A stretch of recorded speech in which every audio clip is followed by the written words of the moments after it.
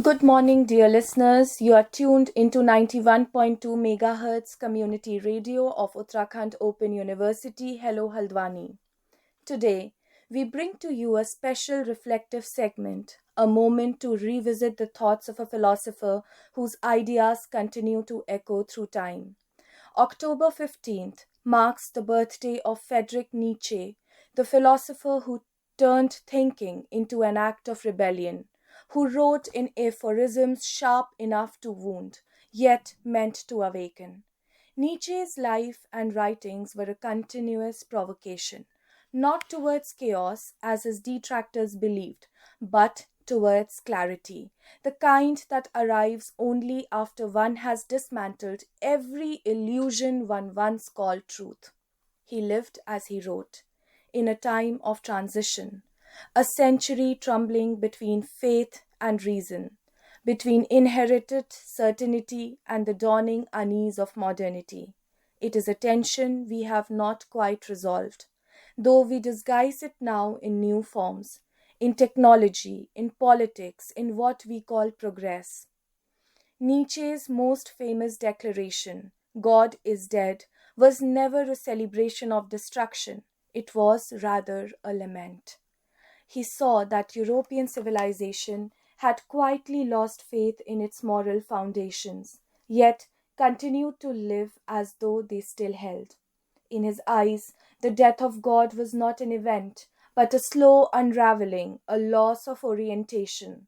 And when the compass fails, he warned, humanity may fill the void with the worship of other idols, the state, science, and even morality itself. One wonders what Nietzsche would say of our own age. One so loudly secular yet so devoted to its own new gods of data, identity, and nation. Perhaps he would smile, not cynically but knowingly, at how easily conviction takes the place of faith. Nietzsche feared nihilism, not because it destroyed meaning, but because it made people indifferent to its absence. He described the last man, the comfortable, cautious being who avoids risk, prefers safety, and measures success by convenience. The last man, he said, blinks. A small gesture, but one that, in Nietzsche's imagination, captures an entire civilization's fatigue. Do we not too find ourselves blinking? Not from enlightenment, but from the glare of endless information.